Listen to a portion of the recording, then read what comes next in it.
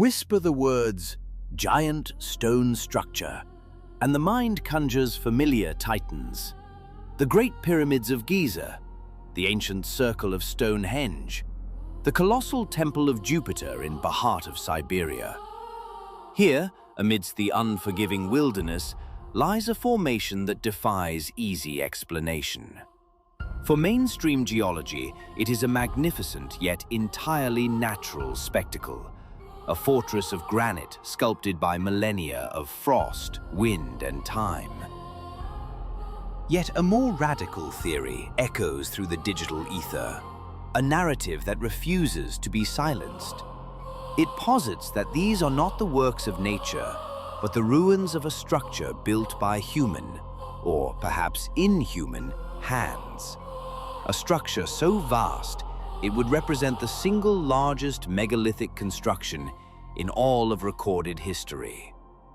The immediate question is staggering. How could a people, thousands of years ago, not only quarry but precisely move and stack blocks of such impossible weight? To grasp the scale of this claim, we must travel to the sun-scorched plains of modern-day Lebanon, to the quarry of Baalbek. Here lie monoliths that have long defined the upper limits of ancient engineering. The Stone of the Pregnant Woman and its two colossal siblings weigh an estimated 1,000, 1,240, and 1,650 tons, respectively. Roman engineers, the masters of their age, intended to move these behemoths to the nearby temple complex to serve as the foundation for their holy sites. Yet they remain here, forever bound to the earth from which they were carved. The historical enigma of how they were to be transported remains unsolved, their sheer mass a permanent monument to ambition that outstripped ability. But this simple explanation crumbles under scrutiny. If the Romans were incapable of moving these quarry stones, a profound paradox emerges at the Temple of Jupiter itself. The temple rests upon the legendary Trilithon, a podium formed of three perfectly fitted megalithic blocks, each weighing a staggering 800 tons. And these were not merely placed on the ground, they were hoisted atop a lower course of stones, each weighing 350 tons. This feat has led some to question the official narrative. They propose that the colossal foundations of Baalbek were already ancient when the Roman builders arrived, that they simply erected their own magnificent temples upon a pre-existing platform, the work of a far older, forgotten civilization. Roman or not, someone, at some point in the distant past, possessed the means to quarry, transport, and elevate these monumental objects with breathtaking precision. The challenge of lifting 800 tons is a problem that baffles engineers even today. And yet, 800 tons is nothing. The largest stones of Gornaya Shoria are estimated to weigh over 3,000 tons. In the silent testimony of stone, we find not only the measure of forgotten giants, but the unsettling measure of our own ignorance. In the ancient world, there are measures of the impossible. The three colossal blocks of the Trilithon at Baalbek, weighing a combined 2,400 tons, have long served as a benchmark for forgotten power. It is a weight equivalent to 16 blue whales, a scale that dwarfs our modern reference points. And yet, this is merely a prelude. In the remote, unforgiving expanse of southern Siberia, another story is written in stone. A story on a scale that defies conventional understanding. Here we find the megaliths of Gornaya Shoria. The weight of the Baalbek Trilithon is eclipsed not by a collection of stones, but by the estimated mass of a single block. Each one is thought to weigh as much as 3,000 tons. This is not a scattering of isolated monoliths. It is a continuous cyclopean wall, stretching for more than 200 meters across the landscape. A rampart built of gargantuan stones, many averaging 20 meters in length, stacked with an unnerving precision.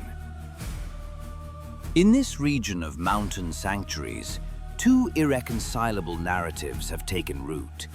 For conservative researchers, what we are witnessing is a grand, yet entirely natural spectacle. They argue that these formations are the result of purely geological processes, the slow, inexorable forces of intense weathering acting upon the rock. For them, the megaliths are simply the dramatic ridges and summit of Mount Kuyum, a peak rising 1,200 meters into the Siberian sky. No lost civilization was needed, no prehistoric high technology required, only the patient, formidable hand of nature itself. But there is another perspective, one that sees not a trick of erosion, but the clear and deliberate signature of mind. This theory posits that our ancestors reached technological heights we dare not even dream of today, and that Gornaya Shoria is their indelible testament. Anyone who delves into this mystery will inevitably encounter the name Georgy Sidorov. In the year 2013, he and his expedition team came upon the structures and were, in his words, stunned by their sheer size and complexity. Sidorov was adamant, drawing direct comparisons to the magnificence of the Egyptian pyramids. He reported evidence that seemed to shatter the natural formation theory.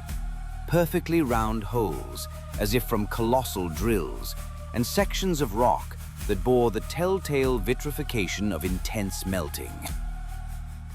But the anomalies did not end there. As Sidorov and his companions surveyed the site, their compasses, they claimed, began to spin erratically, the needles dancing as if in the presence of a powerful, unseen force. This led the researchers to suspect a negative geomagnetic field, a disruption in the very fabric of the natural world that, to them, hinted at the application of ancient and profound knowledge. Those who believe the megaliths are man-made suggest their creators harnessed forces far beyond our contemporary comprehension. The site itself asks more questions than it answers. Why would any civilization undertake such a monumental effort in this harsh, isolated wilderness? What purpose could it possibly have served? The logistical challenge of quarrying, transporting and lifting countless stone blocks, each weighing thousands of tons, to the top of a remote mountain would confound even the most advanced construction technology of our own age. When we consider that the age of the Gornaya Shoria megaliths is estimated to be, at a minimum, 10,000 years, a simple but profound question emerges. How was this possible? To seek an answer is to step into the contentious realm of unconventional science, to entertain the persistent, whispered belief in a highly advanced, yet utterly forgotten, global civilization.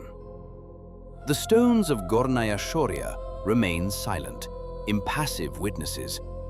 They offer no easy explanations, providing only a canvas upon which we project our own understanding of the world and our own limitations. Perhaps they are nothing more than a geological fluke, or perhaps they are the tombstones of a history we have long forgotten, a quiet, colossal reminder that our own chapter in the story of this planet may be neither the first nor the last. It is a story whispered at the edge of history, a grand and terrible memory of a world before our own. A civilization, it is said, was erased at the end of the last great ice age, consumed by a cataclysmic flood that reshaped the very face of the earth. From this apocalypse, a handful of survivors are said to have emerged, carrying the embers of their lost world. They spread across the continents, encountering simpler peoples and bestowing upon them the gifts of knowledge, architecture, and civilization. This narrative offers a compelling explanation for one of humanity's most persistent archetypes, the great all-consuming deluge, a story etched into the foundational myths of countless disparate cultures. It is the tale of a world-washed gloom. And perhaps it also explains the silent, stone sentinels that litter our planet. From the pyramids of the Nile to the megaliths of Western Europe, we find colossal stone structures, their purpose and construction a source of unending debate. In the remote wilderness of Siberia, in a region known as Gornaya Shoria, the mystery deepens. Here, immense granite blocks, some weighing an estimated 3,000 tons, are stacked with an unnerving precision, forming walls and gateways on a scale that defies belief. Where the knowledge of our ancestors ends, human imagination takes flight. Faced with such monumental labors, some find it more plausible that these structures were the work of true giants, or perhaps visitors from another world. Such theories, it must be stated, find little welcome in the halls of mainstream archaeology. But they speak to a fundamental human need to explain the inexplicable. Even if we assume these are man-made constructions, their purpose remains shrouded. Were they vast altars for religious ceremonies, places of ritual and sacrifice? Or were they sophisticated astronomical observatories designed to map the heavens and chart the passage of time? The list of suppositions is long, even connecting the megaliths to the legendary Yeti, the wild man of the mountains, who is said to have been sighted in this very region. But before we venture too far into the realm of mythic creatures, let us ground ourselves in established fact. For near these stone giants, a discovery was made that would forever alter our understanding of the human story. It began with a piece of bone, a fragment so small it could rest on a fingertip. In the year 2010, geneticists analyzed the mitochondrial DNA from this tiny phalanx unearthed in the Denisova cave in the Altai Mountains of southern Siberia. The results were a global sensation. There was no longer any doubt. A new, previously unknown population had been added to the genus Homo. They were not Neanderthals, nor were they modern humans. They were the Denisovans. Later, a mandible found in Tibet was identified as belonging to this ghost lineage, pushing their timeline back to at least 160,000 years ago. The remains from the Siberian cave itself range from 76,000 to 52,000 years of age. Our knowledge of these ancient relatives is, to put it mildly, profoundly limited. And here, our journey into the alternative begins to circle back. For though there exists no direct proof, some now ask a tantalizing question. What if these megaliths were created neither by nature nor by our own species, but by the Denisovans? In 2021, the theory gained a sliver of traction. Within the same Denisova cave, archaeologists found the remnants of ancient thread and intricately crafted beads. This was clear evidence that Denisovans were significantly more sophisticated than previously imagined. Yet there is a small but critical difference between fashioning a string of beads and quarrying, moving, and stacking a 3,000-ton monolith. And so, the mystery endures, caught between tales of lost technologies, extraterrestrial architects, and the startling reality of a lost branch of the human family tree. In the end, perhaps the most profound explanation is also the simplest, that these staggering formations are the work of nature itself, the product of immense geological pressures and millennia of erosion. The stones of Gornaya Shoria keep their silence, forcing us to confront the limits of our own story.